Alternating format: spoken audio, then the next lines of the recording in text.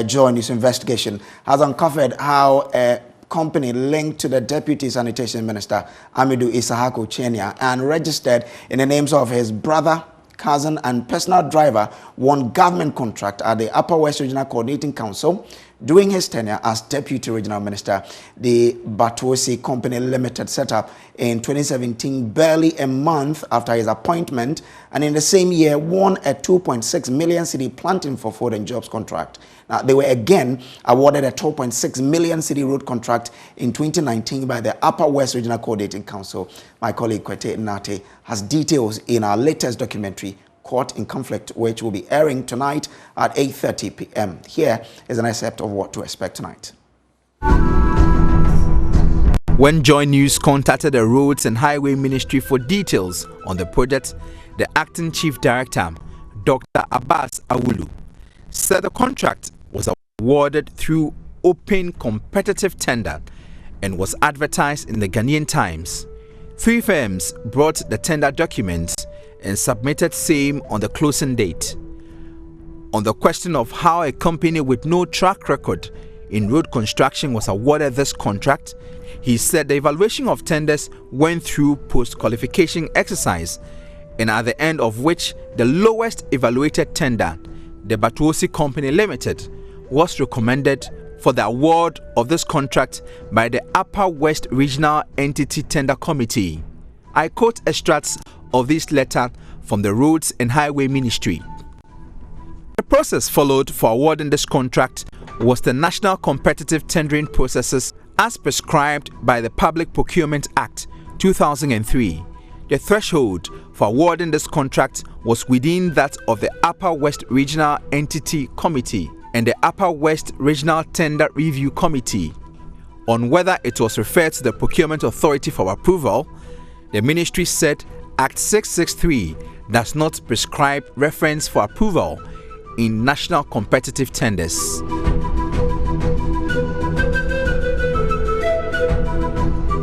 There is even more. A memo obtained from the Ministry of Food and Agriculture dated 24th February 2020 said the Batosi Company Limited, owned by the Deputy Upper West Regional Minister, assessed farm inputs from the Planting for Food and Jobs campaign. The memo reads, per the arrangement, the company paid 1,330,000 of the cost of the subsidized inputs, leaving an outstanding balance of 1,330,000 to be paid after harvesting of farm produce. But several reminders from the acting director of the crop services at the Agric Ministry said Osei Akoto for the company to pay the outstanding balance proved futile. The memo addressed to the Upper West Regional Minister, Dr. Hafiz bin Saleh, was for him to impress on his then deputy to pay the balance owed to the Agric Ministry. When JoyNews caught up with the Director of Crop Services, said Osei Akoto, he said the ministry has engaged with the Deputy Sanitation Minister and Member of Parliament for Sisala East to structure a payment plan to offset the outstanding balance of over 1.3 million cedis. The ministry has taken the necessary steps to engage the then Deputy Regional Minister how to structure the payment, so it is being done. Currently, Amidu Isahako Chenia is the Deputy Sanitation Minister and MP for Sisala East.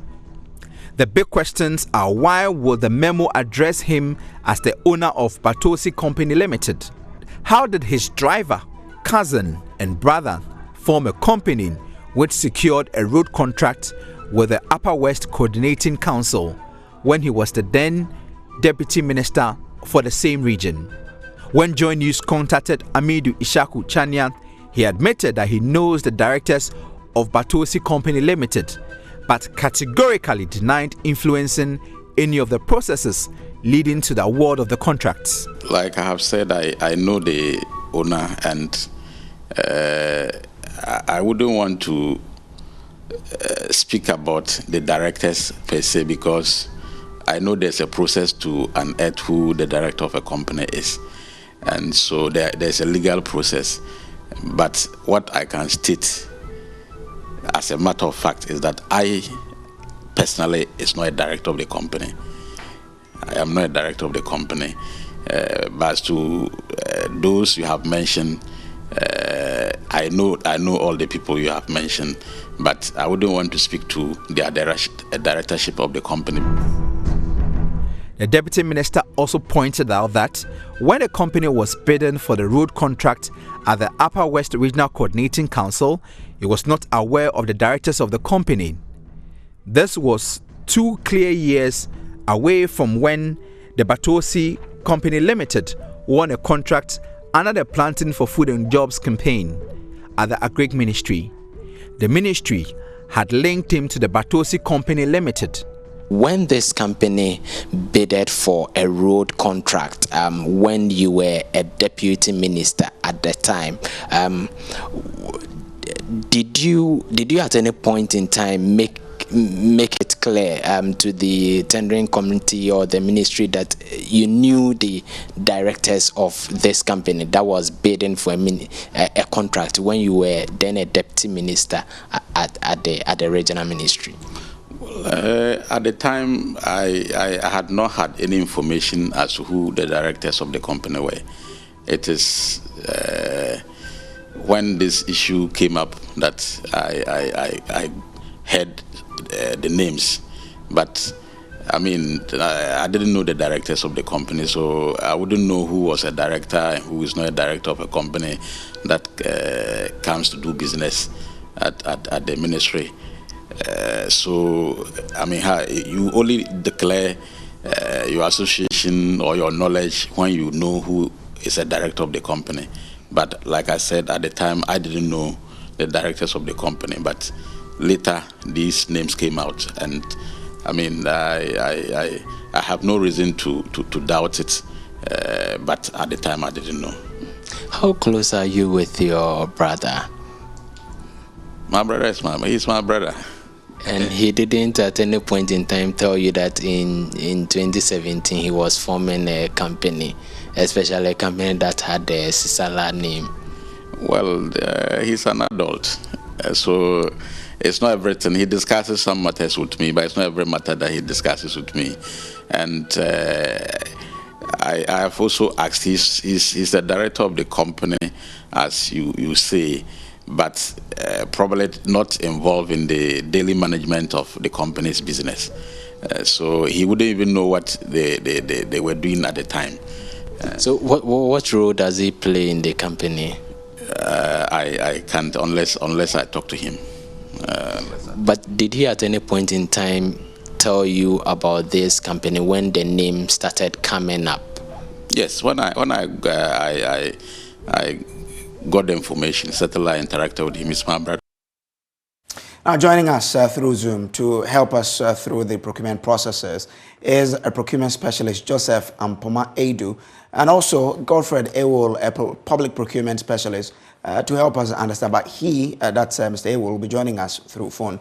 Good afternoon to you, and thanks very much, gentlemen, for joining us. Let me start with you, Mr. Godfred Ewol. What's your thought on this expose in the first place? I only heard from your producer, but I've been in meetings all day. So if you can tell me what it is, I'm not able to. So a situation where a deputy minister has his brother, his cousin, and his driver forming a company to win contract. The same year, the company was formed in 2017. So question is, what do you make of this situation where someone will come to office, his relatives will form a company, and then they will win contract, which some believe the company didn't have what it takes or what it took to win that particular contract? Oh, okay, I understand. The Procurement Act itself doesn't explicitly define what situations become a conflict of interest situation. In fact, I think Section 86 on the Code of Conduct is the one that comes closest, and it requires the board of PPA, with the approval of the minister, to come up with guidelines and publish them on issues relating to code of ethics, particularly conflict of interest. But let me having said that, let me also say that the structure of procurement itself makes it difficult for a person to unilaterally award a contract. First of all, there has to be a procurement plan, and the entity must proceed to procure in accordance with the plan. Then there are thresholds for approval. So the head of entity has a threshold, say 100,000 for goods and services, beyond which he has to get approval from the entity tender committee and possibly even the central tender review committee. So in this particular situation, I need to know, I mean, was it within the threshold of the head of entity himself, and was he the one that took the final decision, or it was escalated to the entity tender committee, in which case he could not unilaterally have awarded the contract? So those are the technical issues that... But being the deputy minister, even though the process is being handled by a tender committee, doesn't he have that influence? Because at the end of the day, the people on it would have some allegiance to him being the deputy minister.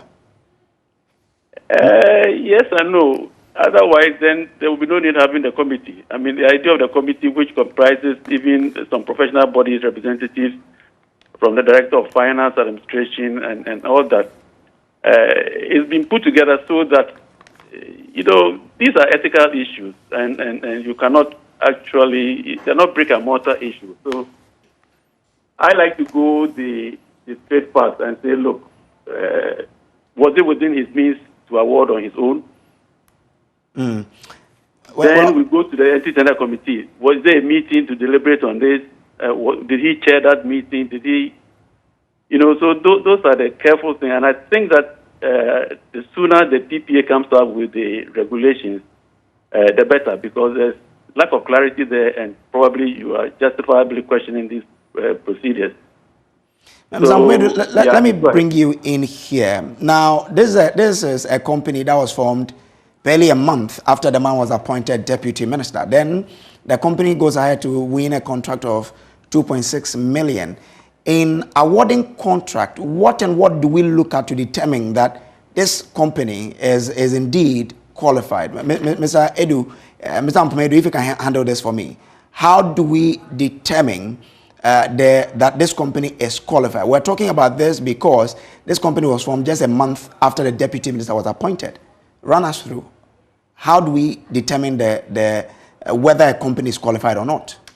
Certain documentations and certificate from the Works Ministry. I'm not sure if anybody has raised issue as to whether they have those certificates that allow them to do a road contract in the first place. That's one. And two, according to what you said, they went through the entity tender committee, it went to the regional tender, central tender board, and it was approved. Because the amount involved is 2 point something, is the regional tender review committee that's supposed to approve it. If they have approved it, well, Mr. Edu, maybe I have to provide this information, then it can help you going forward. There are two contracts here. One is for planting for food and jobs, which is 2.6 million, and the other is a road contract, which is 12.6 million. So planting for food and jobs is 2.6. For the road contract, it is 12.6 million. Wow. Well, if it's according to second schedule into category C as region, anything above 1.5 million is supposed to go to the Central Review Committee. And I didn't hear anything about Central Review Committee approving the 12.5 million. So that is an issue that needs to be looked into. If that is the case, that means that they did not follow the due process to award the contract in the first place. Okay. Putting aside the issue of conflict of interest. One, if a company is registered a month, there's no way that company, under normal circumstances, will be awarded a road contract for 12.65 million. If it's just 1 month, because they don't have any experience, they don't have any, I'm sure they don't even have the equipment for the road they are supposed to have bidded for in the first place. So those are the issues that need to be looked at. Aside the fact that his driver, his brother, and his cousin are the directors of the company, go straight to show that it was the cook-up thing for the deputy regional minister. Okay. I mean, how do a company that has your driver, your brother, and your cousin, and you don't know anything about how the company came about, how did they manage to win a contract of that magnitude if the company is just 1 month old? These are the issues that, like my big brother said, PPA needs to look into all this. It's not something that the region have the power, because at that level, the capacity to even evaluate that magnitude of contract is not there. So whatever the minister or the deputy minister says goes. So that is the issues that needs to be looked into.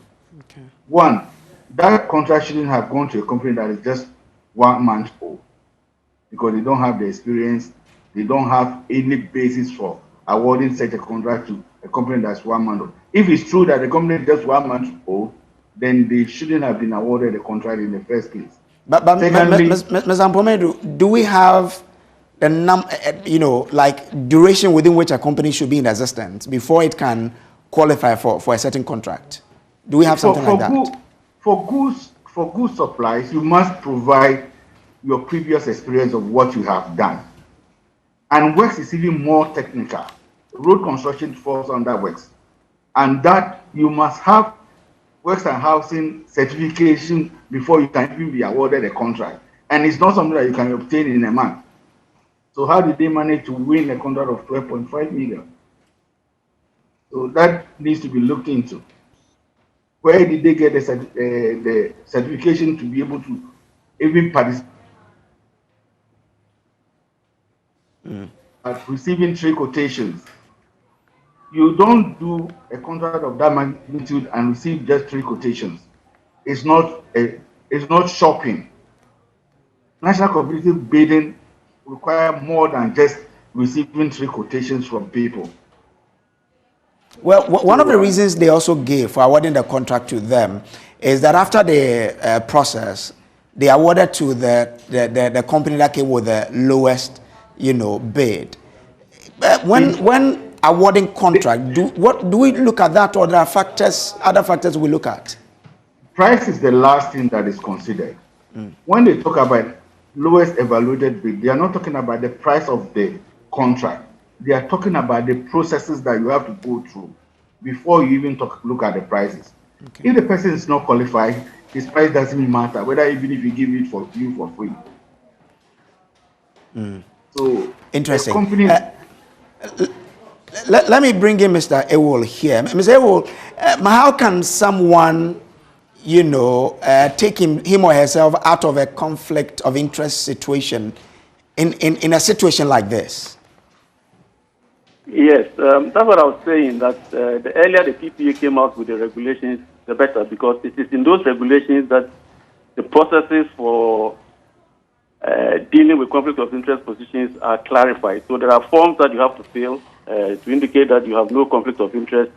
There are situations that you certainly have to fill out those forms, but those are not yet law. Things relating to your spouse, your siblings, your parents, your children, have been given consideration. So there are provisions for declaring conflict of interest in the proposed regulations, but until they become law, we can't really hold on to them.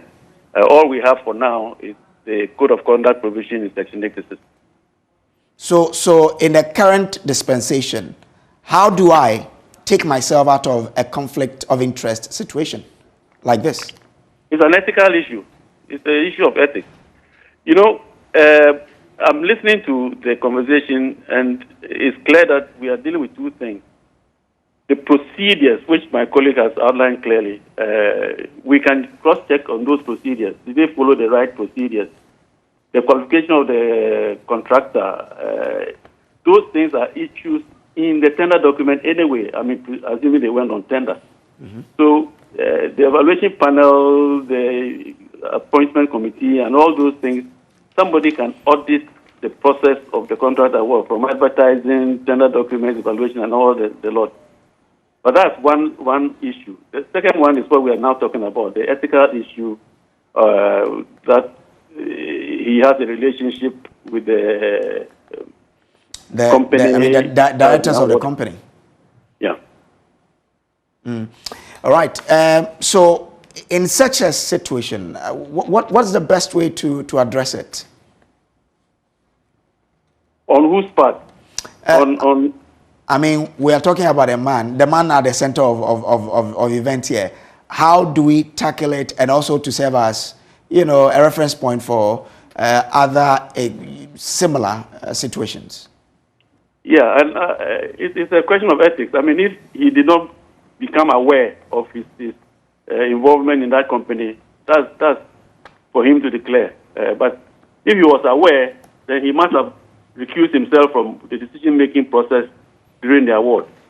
And that's what ethically he's supposed to do. But, you cannot say that any public official cannot have any relationship at all with anybody else entering into public procurement. That's difficult. And that's why the regulation will specify specifically the kind of relationships that put you in a conflict of interest position. If that is the case, then what is keeping the regulation from being implemented? I think it's gone far.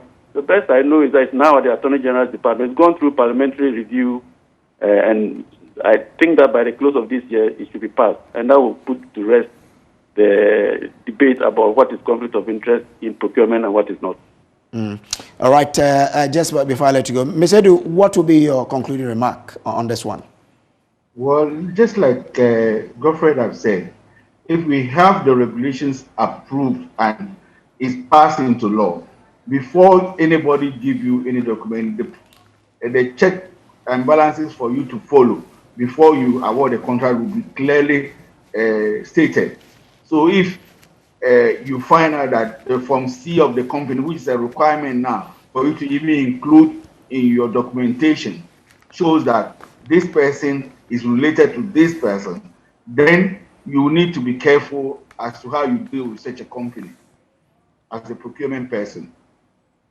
Thank you very much, gentlemen, for joining us. This is still The Pulse on the Joy News channel.